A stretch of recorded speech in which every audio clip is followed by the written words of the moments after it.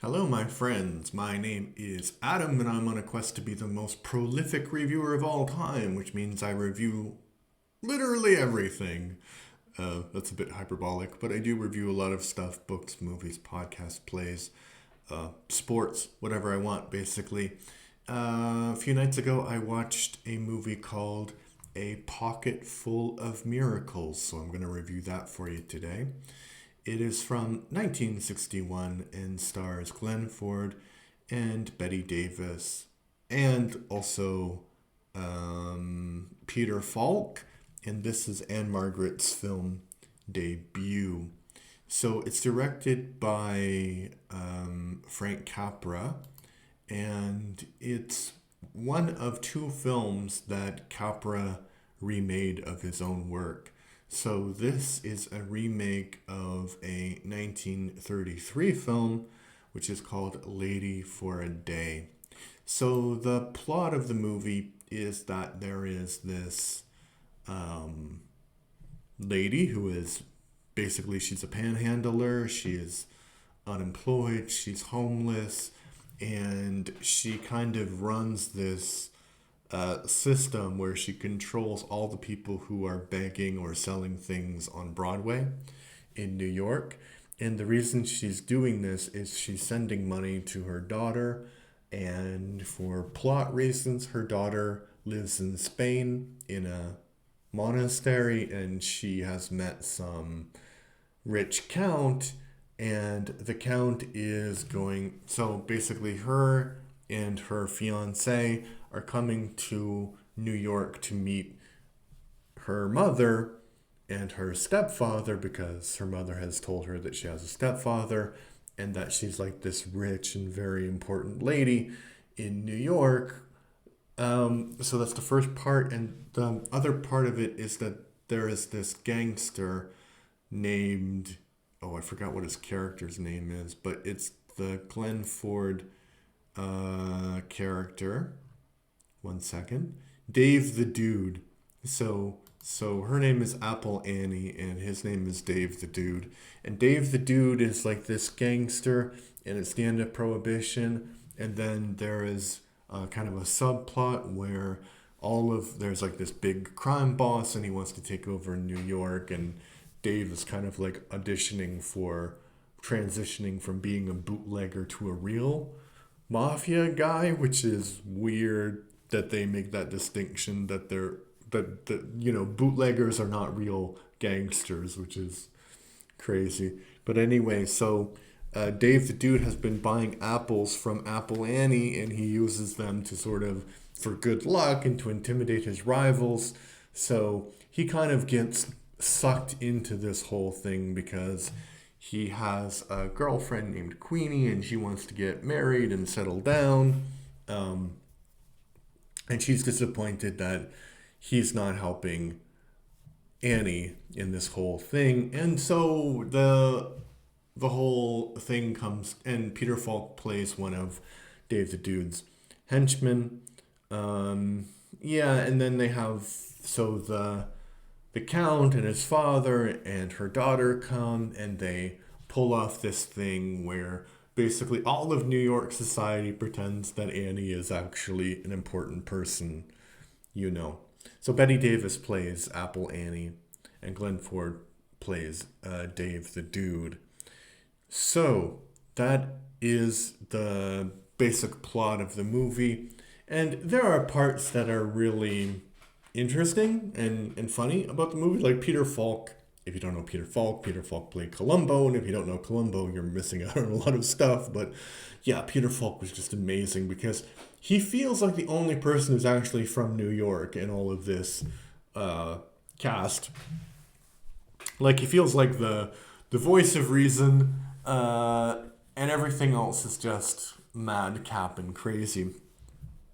And it is sort of a madcap comedy, and or a screwball comedy, and I don't really like that kind of style of comedy very much. But I would say this one was tolerable. It's not the best comedy I've ever seen. It's not the worst comedy I've ever seen. And Betty Davis, she plays so Betty Davis has had an interesting career because, she started in the early 30s and it wasn't very successful. And then around the middle of the 30s, with a movie called Of Human Bondage, people realized that she could act and she became like this huge star. And that lasted probably until the end of the 40s. And then in 1950, so basically by the end of the 40s, she was her star was fading. So in 1950, I believe, she starred in All About Eve, which I believe is one of her better films. Like, I think it's the best film I've ever seen of hers. And so that kind of revived her career, and her career was going on for another like 10 years. And well, maybe about 6 years. So about 1956, she made her last Hollywood film for a while. So this film was going to be her return.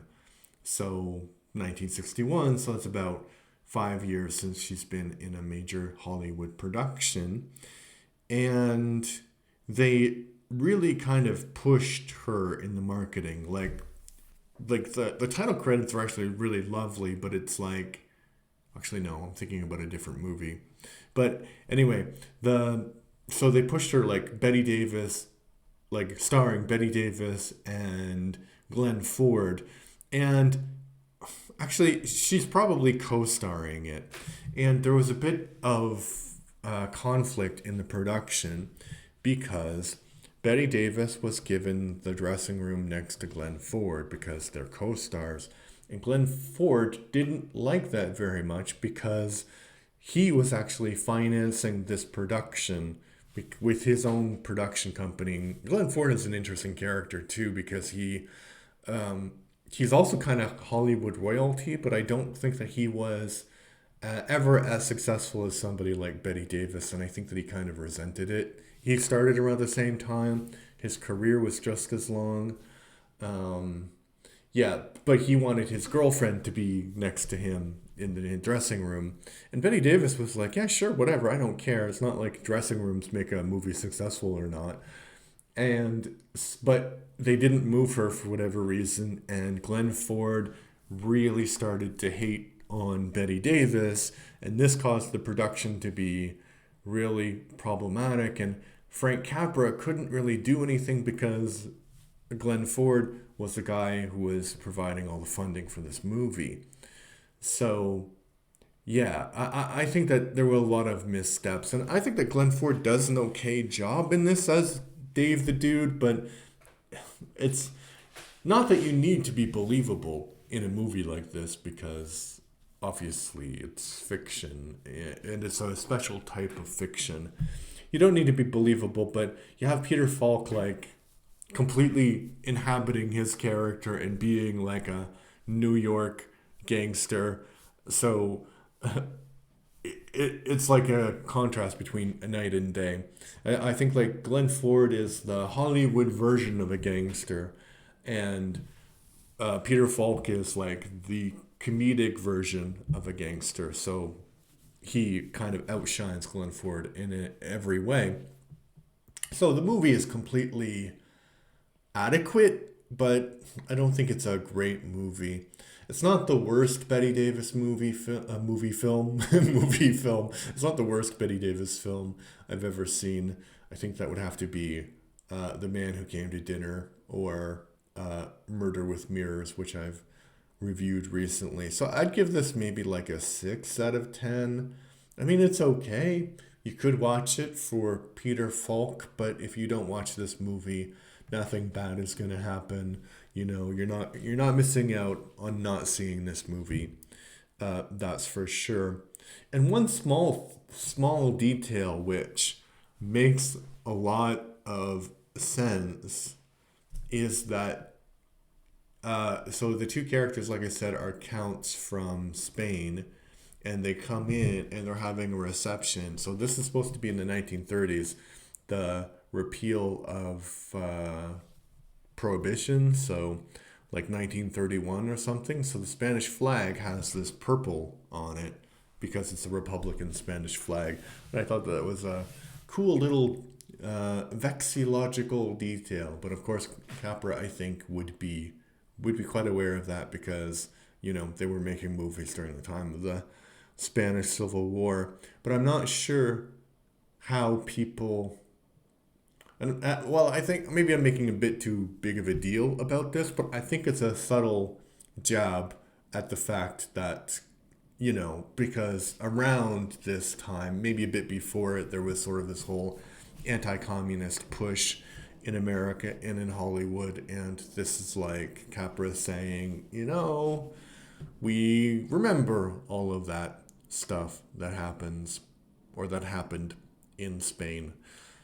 I don't want to digress too much, but maybe I should because I assume that people know what happened in Spain. So basically, what happened in Spain was that there was a Republican government, and then there was a general named Francisco Franco who kind of, well, I mean, he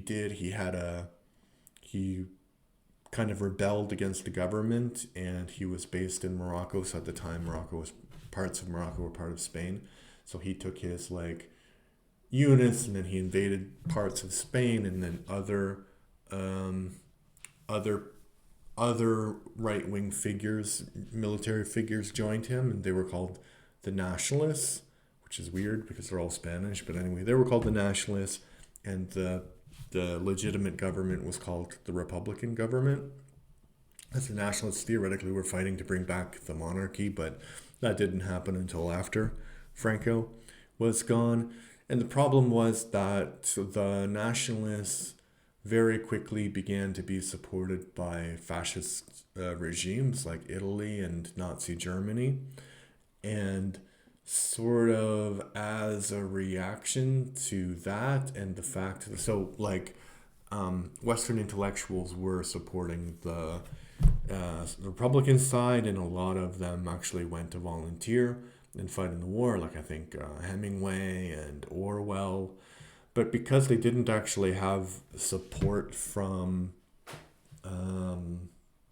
like regular governments like Great Britain or America, then the Republican side was kind of pushed into accepting support from the Russians. And at the time, the Russians were communist.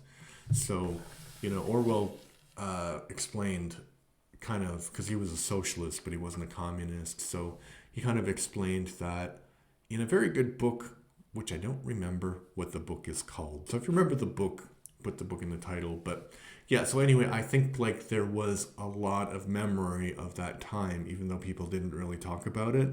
So Frank Capra would have been somebody intellectually who knew exactly what happened in Spain. And yeah, eventually the Republicans were defeated, and there were massacres, and the Spain became a fascist dictatorship for like until the late 80s, early 80s, like till 1979 or something, with the death of Franco. And that had an effect on a whole generation of people, multiple generations of people.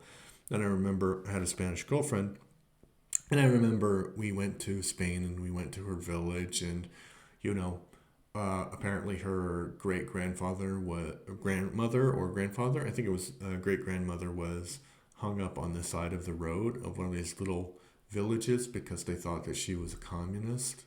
Probably she wasn't. It was just she was caught up in this sort of anti-communist hysteria that happened. So, yeah. So I'm 1 degree of separation away, maybe 2 degrees of separation away from those events. So seeing the Republican Spanish flag was really interesting because you don't even see it in Spain, actually. So yeah, I thought that was probably the most interesting thing about the movie, to be honest, apart from Peter Falk's performance. So sorry for the digression, but hey, that's my style. I'm not AI yet. Maybe someday, thousands of years in the future, they'll be like, you know what we really need? We need an AI version of that guy who was just doing random review stuff on YouTube thousands of years ago. Yeah, well, maybe. Probably not. Anyway, I am on, as I said, I'm trying to review about 15,000 reviews that will things that will be the world's most prolific reviewer. I'm trying to get 250 subscribers by the end of January. Right now we have 220. If you're listening on Spotify, please give me a follow. And, leave your comments about what you thought about this movie if you've ever seen it in the comments. I'm very curious to see what other people think about it. All right. Thank